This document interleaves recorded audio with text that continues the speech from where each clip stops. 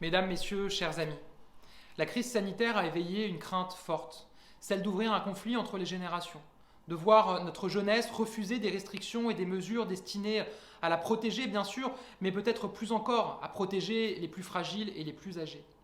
Si la crainte était là, il n'en a rien été. La réponse de nos jeunes a tenu en deux mots, responsabilité et solidarité.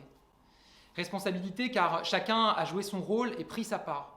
Solidarité parce que notre jeunesse a été à l'avant-poste de toutes les initiatives pour aider les plus âgés.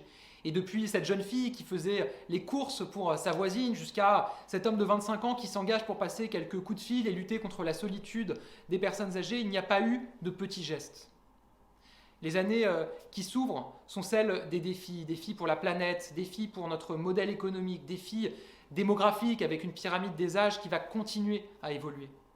Ajoutons ensemble le défi du lien entre générations et qui finalement est au cœur de tous ces autres défis. Cet après-midi, lors de cet événement Génération Solidaire, dans vos échanges et vos débats, je sais que vous avez abordé toutes les facettes de la question. Et je veux vraiment saluer cette initiative prise par le Club Landois et ses partenaires. Je veux la saluer car nous devons regarder cette question en face et y apporter des réponses ensemble. Le 12 juillet, le président de la République nous a appelés collectivement à créer un nouveau pacte intergénérationnel.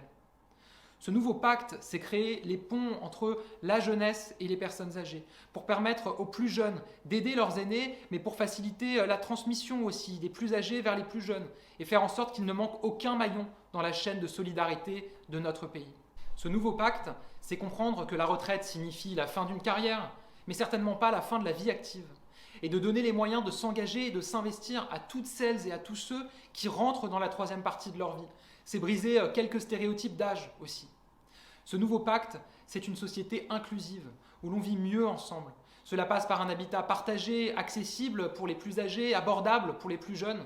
Cela passe par la prise en compte des questions du grand âge, de l'autonomie, de ce que nous voulons pour nos EHPAD.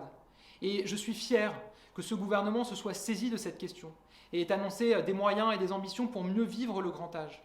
Je parlais tout à l'heure de transmission. Je crois que ce mot résume notre combat. La transmission, ce n'est pas seulement le patrimoine ou l'héritage, c'est le savoir, c'est l'expérience, c'est l'histoire. À l'heure où notre société a besoin de repères, où certains tentent de réécrire notre passé ou de revenir sur des acquis qui nous fédèrent, le besoin de transmission n'a jamais autant compté. Alors merci à toutes et à tous d'avoir pris part à ces échanges. Merci encore au Club Landois, au groupe Bayard, à Sybille Lemaire.